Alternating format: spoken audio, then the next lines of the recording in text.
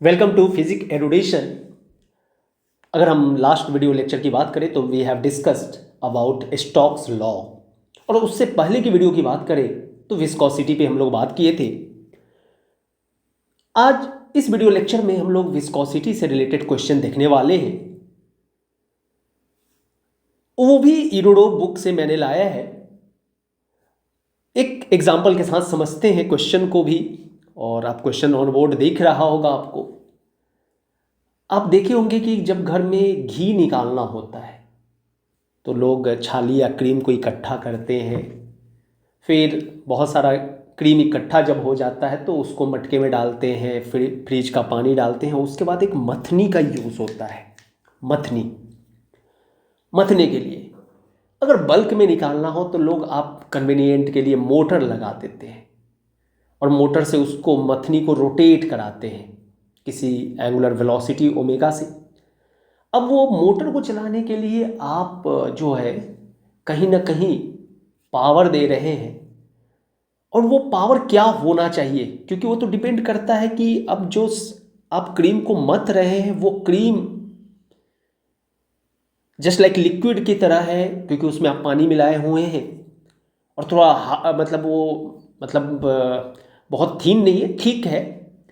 Viscous effect उसके surface पे मथनी पे दिखने को मिलेगा, उसके अगेंस्ट में आप उसको रोटेट करा रहे हैं तो सरफेस पे कहीं ना कहीं फ्रिक्शन इफेक्ट जो है वो देखने को मिलेगा। विस्कस इफेक्ट जिसको आप शियर फोर्स भी बोल सकते हैं, सरफेस पे लगना टेंजेंशियल डायरेक्शन में। तो वो पावर क्या होना चाहिए वो निकालना है आपको। तो क्वेश्चन को रीड करते हैं द सेम वे। आप मान लीजिए कि ये एक मथनी है, अ थीन हॉरिजॉन्टल डिस्क। थीन वर्ड कभी भी क्वेश्चन में दिया हुआ हो तो आप समझिए कि इस थीन वर्ड का मतलब होता है कि जो डिस्क या मथनी आप यूज कर रहे हैं उसके थिकनेस को इग्नोर कर रहे हैं, बहुत पतला है। इसलिए आप यहां पे अगर हम इस हॉरिजॉन्टल डिस्क का जो थिकनेस टी है ये टी इग्नोर कर रहे हैं, क्योंकि थीन वर्ड दिया हुआ है क्वेश्चन में। अब कहता है कि इस हॉरिजॉन्टल डिस्क का जो रेडियस है that is given as r, और ये दिया हुआ है 10 सेंटीमीटर। सो 10/100 मीटर आप लिख सकते थे। मीटर में आपको पता है कि 100 सेंटीमीटर 1 मीटर के इक्वल होता है। यूनिट कन्वर्जन बहुत इंपॉर्टेंट होता है, आपको हमेशा ध्यान रखना है। सो ये हो जाएगा 0.1 मीटर। अब ये जो हॉरिजॉन्टल डिस्क है ये अब यहाँ पे एक सिलिंड्रिकल कैविटी में फिल्ड जो है रखा गया है, और वो सिलिंड्रिकल कैविटी जो है वो फिल्ड विथ ऑयल है।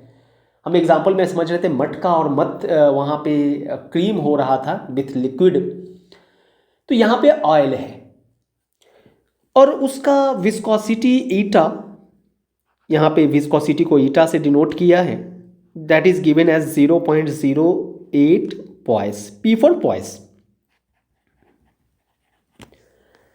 The clearance between the disc and the horizontal plane. मान लीजिए कि ये डिस्क है और इसी जस्ट लाइक ये मथनी है और आप इसी को घुमाना है, और ये कोई सिलिंड्रिकल कैविटी में फिल्ड किया गया है। इसके थिकनेस को आप इग्नोर कर दिए हैं, ऊपर भी ऑयल है नीचे भी ऑयल है, तो अब इसको आपको घुमाना है।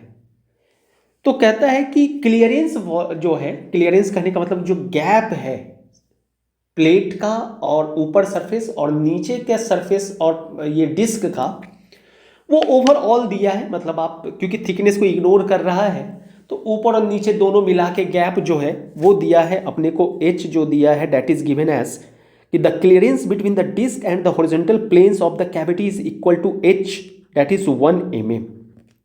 सो इन मीटर आप इसको लिख सकते हैं 1/1000 मीटर, सो 0.001 मीटर। कहते हैं find the power developed by the viscous force acting on the disk. क्योंकि आप उसके वो इंसर्ट किया गया है ऑयल में, तो कहीं ना कहीं ऑयल का प्रॉपर्टी होता है विस्कोसिटी, एक लेयर दूसरे लेयर को रोकने की कोशिश करता है और सबसे नीचे का जो लेयर होता है वो सरफेस पे स्टिक हो जाता है। तो आपको उसको घुमाने के लिए कहता है कि power developed by the viscous force, acting on the disk, वही सेम पावर आपको देना पड़ेगा। तो वो कितना होना चाहिए कि when it rotates with the angular velocity, omega भी दे चुका है, that is 60 radian per second. So omega is given as 60 radian per second. अब कहता है कि end effects are to be neglected, मतलब हम लोग यहाँ पे जो फ्रिक्शन इफेक्ट है ऊपर के सरफेस और नीचे के सरफेस को देखेंगे। ये एंड इफेक्ट जो है, साइड इफेक्ट्स भी आप बोल सकते हैं, उसको इग्नोर करें। ऑलरेडी वो बहुत थीन वर्ड यूज कर लिया है, तो उसके सरफेस पे जो साइड पे सरफेस पे फ्रिक्शन इफेक्ट है उसको इग्नोर कर रहे हैं। तो सबसे पहला जो काम है, हम लोग तो एसआई यूनिट में आर को भी डिनोट कर लिए, एच को भी डिनोट कर लिए, लेकिन ईटा को अभी तक ट्वाइस जो है ऑलरेडी आपको पता है कि सर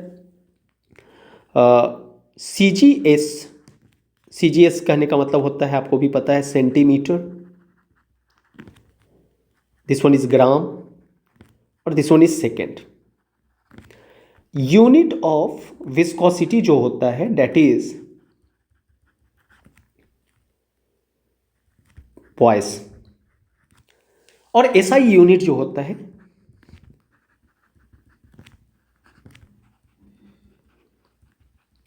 वो होता है पास्कल सेकेंड। अगर हम देखें 1 पास्कल सेकेंड को अगर आपसे कोई पूछे कि ये पॉइस में कितना होता है, तो ऑलरेडी आपको विस्कोसिटी में हम लोग डिस्कशन किए, विस्कोसिटी पार्ट 1 में, ये इक्वल हो जाता है 10 पॉइस के। सो हियर ईटा का वैल्यू जो दिया हुआ है 0.08 पॉइस, इसको आप लिख सकते हैं कि सर 0.08 इंटू 1/10 पास्कल सेकेंड, क्योंकि आप यहाँ बोल सकते थे कि sir since 10 poise is equal to 1 pascal second, so 1 poise is equal to 1/10 pascal second, और 0.08 poise is equal to 0.08/10 pascal second. तो आई होप यहां तक क्लियर हो गया। अब समझने के लिए क्वेश्चन को आगे बढ़ते हैं। सबसे पहला, कभी भी आपको इस तरीका का क्वेश्चन हो तो जनरली क्या होता है कि हम लोग पढ़े हैं विस्कोसिटी पार्ट 1 में कि शेयर स्ट्रेस का जो रिलेशन होता है tau, tau is shear stress. Shear stress क्या होता है? टेंजेंशियल फोर्स, क्योंकि जब आप उस मथनी को घुमा रहे हैं या डिस्क को घुमा रहे हैं तो सरफेस पे टेंजेंशियल डायरेक्शन में फ्लूइड फोर्स लगा रहा है। तो पर यूनिट एरिया में अगर हम बात करते हैं तो उसको बोलते हैं shear stress, tangential force. Tangential दो तरीके के सरफेस पे फोर्स लग सकता है। मान लीजिए कि ये सरफेस है डिस्क पे, तो एक परपेंडिकुलर फोर्स लगेगा पर यूनिट एरिया, और एक टेंजेंशियल डायरेक्शन में, क्योंकि आप इसको घुमा रहे हैं तो टेंजेंशियल डायरेक्शन में इसके सरफेस पे फोर्स लगाना शुरू होगा। तो टेंजेंशियल डायरेक्शन का फोर्स पर यूनिट एरिया को आप बोलते हैं शेयर स्ट्रेस, और ये डायरेक्टली प्रोपोर्शनल होता था रेट ऑफ डिफॉर्मेशन। आपको बताया भी थी कि सॉलिड और फ्लूइड के बीच में एक बेसिक डिफरेंस है कि वहाँ पे जब हम लोग मैकेनिकल प्रॉपर्टीज ऑफ सॉलिड देखेंगे तो वहाँ पे आपको पता होगा कि stress directly proportional to strain होता है, जिसको हुक्स लॉ बोलते हैं स्ट्रेन। लेकिन यहाँ पे स्ट्रेन रेट है, डिफॉर्मेशन का रेट है टाइम के रिस्पेक्ट में, और उसी को आप लिखे थे d(θ/dt), और हम लोग मैथमेटिकली प्रूफ किए थे कि ये रेट ऑफ डिफॉर्मेशन जो होता है वो वेलोसिटी ग्रेडियंट के इक्वल होता है। और आप इसी को लिखते हैं कि अगर इस प्रोपोर्शनल को हटाते हैं तो ये एक कांस्टेंट के इक्वल होता है, और आप इसको ईटा या जो है हम लोग म्यू से दिखाते हैं। हम यहाँ पे ईटा दिखा रहे हैं एज पर क्वेश्चन, सो आप इसको लिख सकते थे du/dy। ये हमारा शेयर स्ट्रेस का रिलेशन आ गया। लेकिन यहां पे वेलोसिटी ग्रेडियंट है, लेकिन ये डिस्क जो है that is rotating with angular velocity. तो हम लोगों को पता है कि एंगुलर वेलोसिटी का एक रिलेशन होता है जिसको आप 9th 10th में भी पढ़े हैं, v is equal to R omega.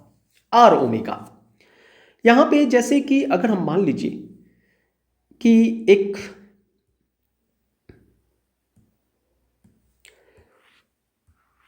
ये अपना डिस्क है, ऊपर से देख रहे हैं टॉप व्यू से, और इस डिस्क में मान लीजिए कि हम एक छोटा सा, जब भी कभी आप एनालिसिस करना हो तो एक रिंग्स आप कंसीडर करते हैं। मान लीजिए कि कलर थोड़ा दे दें,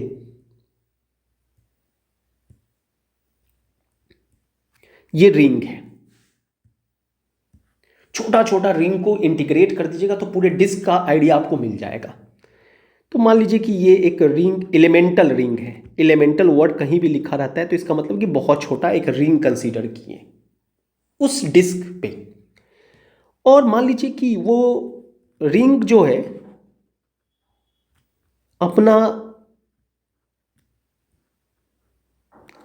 स्मॉल आर रेडियस पे है, स्मॉल आर रेडियस पे। और इस रिंग का जो थिकनेस है वो थिकनेस को हम लोग डी आर मान रहे हैं, बहुत छोटा। अब आपसे कोई पूछे कि रिंग का एलिमेंटल रिंग का एरिया क्या हो सकता है, तो एरिया ऑफ एलिमेंटल रिंग जो होगा वो हो जाएगा 2πr dr। 2πr और थिकनेस कितना है dr।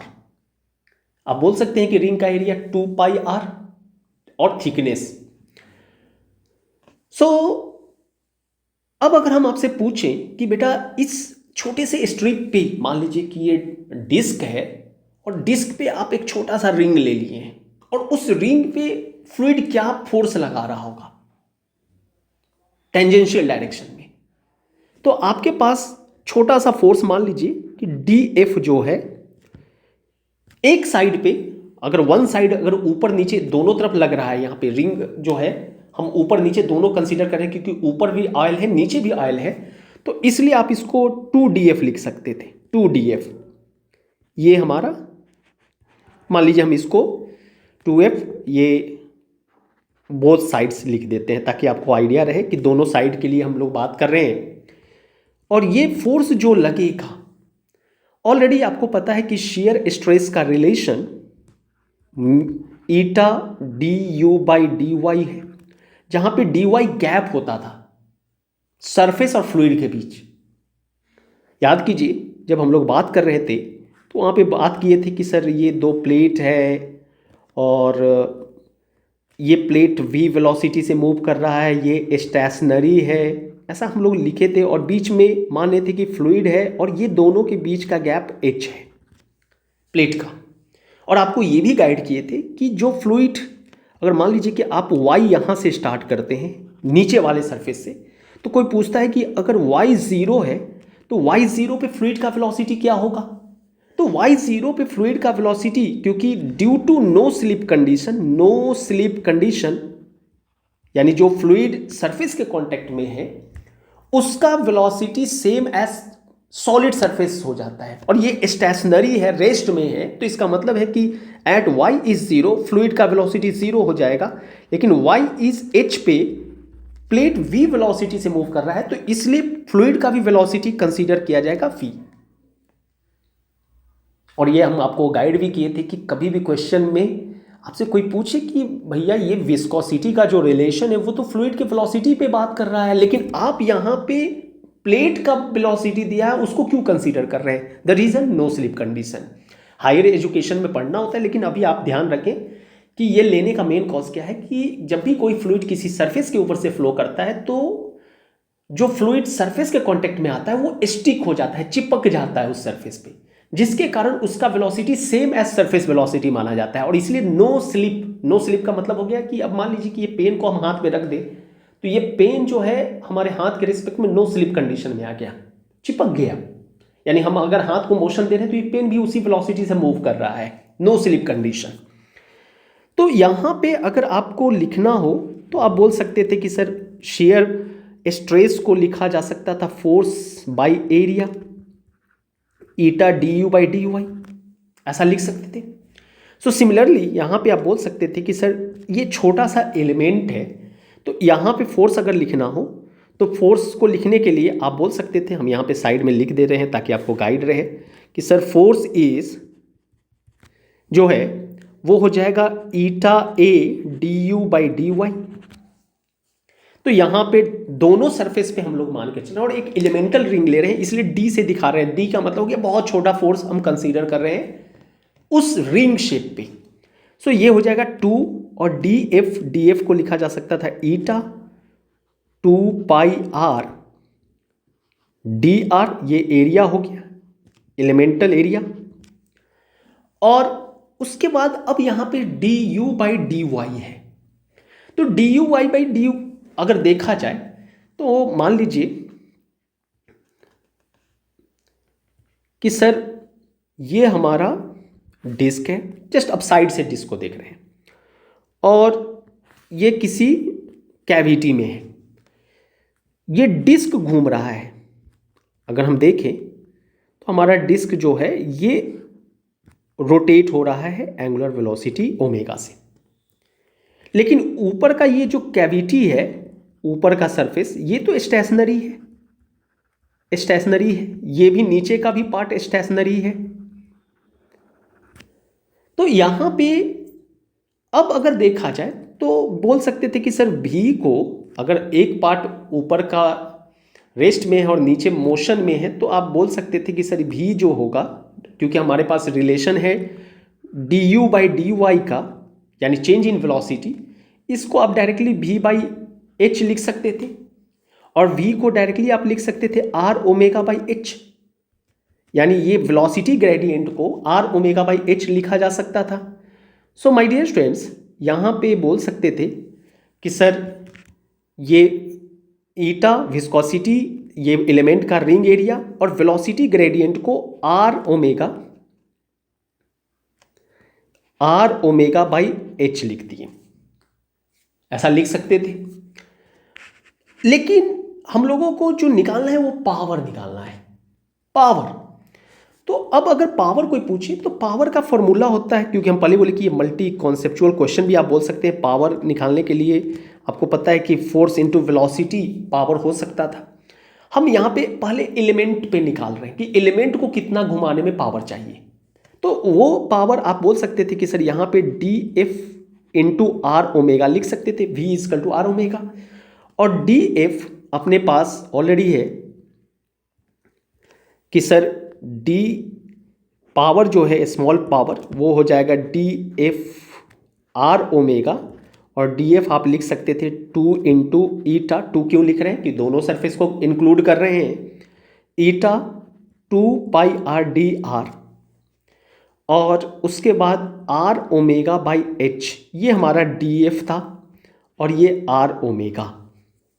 अब टोटल देखा जाए तो स्मॉल रिंग पे जो पावर लग रहा है वो है 2 ओमेगा 2 पाई, और यहाँ पे 2 ईटा 2 पाई ओमेगा बाई एच, बाकी आर कितने हैं तो 1 2 3, सो ये हो जाएगा आर क्यूब डी आर, और ओमेगा भी 2 है, एक ओमेगा यहाँ एक ओमेगा, तो ये ओमेगा स्क्वायर हो जाएगा। आप ऐसा लिख सकते थे। यानी अब यही रिलेशन आप बोल सकते थे कि sir 4 eta pi omega square by h r cube d are लिख सकते थे। ये छोटा सा एलिमेंट पे जो पावर लग रहा है घुमाने में, लेकिन हमको पूरा डिस्क दिखाना है ऊपर नीचे दोनों इंक्लूड करके, तो लेकिन हम लोग ऊपर भी रिंग ले रहे हैं, नीचे भी रिंग ले रहे हैं। सो उसको दिखाने के लिए अब हम लोग यहाँ पे क्या करते हैं कि सर टोटल पावर जो चाहिए, power developed by the fluid on disk, वो हो जाएगा इंटीग्रेशन ऑफ डीपी, मतलब छोटा छोटा रिंग को इंटीग्रेट कर दे तो पूरा डिस्क मिल जाएगा, और उस पूरे डिस्क को घुमाना है। तो आप इसको लिख सकते थे कि सर ये अब हो जाएगा अपना, इसको 4 eta pi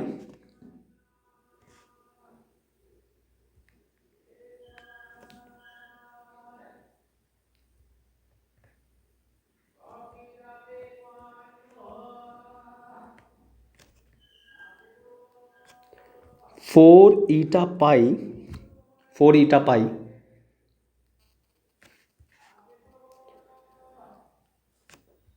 omega square by h, omega square by h r cube d r, ये वैल्यू हम लोग लिख सकते थे। और यहाँ पे ये हो जाएगा 0 to r। रेडियस कहाँ से, रिंग लिए थे, वो सरफेस पे लिए थे, तो इसलिए 0 से r रेडियस तक। सो ये रिलेशन अपने पास आ जाएगा 4 eta pi omega square by h, और ये हो जाएगा r cube d r 0 to r। और हम लोग पढ़े हैं फार्मूला कि सर जो हमारा फार्मूला होता है x to the power n dx, वो लिखा जा सकता था x to the power n+1 by n+1, जहाँ पे n is not equal to -1 होता है, क्योंकि -1 नीचे अगर हो जाएगा तो 0 हो जाएगा, तो यह अनडिफाइन हो जाएगा, इन्फिनिटी आ जाएगा। इसलिए -1 n को अगर n -1 होता है तो ये रिलेशन हम लोग यूज़ नहीं करते हैं, ये ध्यान आपको रखना है इंटीग्रेशन के फॉर्मूला में। तो यहाँ पे आप बोल सकते थे कि सर ये हो जाएगा 4 eta pi omega square by h, और ये बन जाएगा r to the power 4 by 4, और ये 0 to r हो जाएगा, और ये 4 eta pi omega square by h r to the power 4 by 4। So 4 cancel हो गया। अब हमारे पास जो रिलेशन बचा वो है eta pi omega square by h and r to the power 4। सारा वैल्यू दिया हुआ है, ऑलरेडी आपको पता है कि ये 0.08 इंटू 1/10, पाई के जगह 3.14, omega square 60 square h 1 mm है, सो 0.001 इंटू r 10 सेंटीमीटर है, सो 0.1 टू दी पावर 4। अगर आप इसको सॉल्व करते हैं, थोड़ा आपको कैलकुलेशन करना होगा, हम यहाँ पे डायरेक्टली कैलकुलेशन करके आपको रिजल्ट बता देते हैं कि क्या हो सकता है। सो वैल्यू है अपने को 0.08 इंटू 1/10 इंटू पाई, जिसका value 3.14, 60 square by 0.001 into 0.1 to the power 4। ये वैल्यू आएगा अपने को 9.05 वाट। तो आई होप कि ये क्वेश्चन आपको समझ में आ गया होगा, और कॉन्सेप्चुअल क्वेश्चन है, आप ध्यान रखेंगे। यानी यहाँ पे हम लोगों ने क्या किया कि डिस्क जो है उस पर एक स्मॉल रिंग लिए, और अब स्मॉल एलिमेंट को, क्योंकि स्मॉल एलिमेंट इसलिए ले रहे हैं क्योंकि हम छोटा सा एलिमेंट पे एनालिसिस कर रहे हैं, और इस एलिमेंट को इंटीग्रेट कर दे, जोड़ते चले जाएं, तो पूरा का पूरा डिस्क का मिल जाएगा आइडिया, तो जिससे हमको रिजल्ट में इजी होगा बताने में। तो इस क्वेश्चन का आंसर है 9.05 वाट।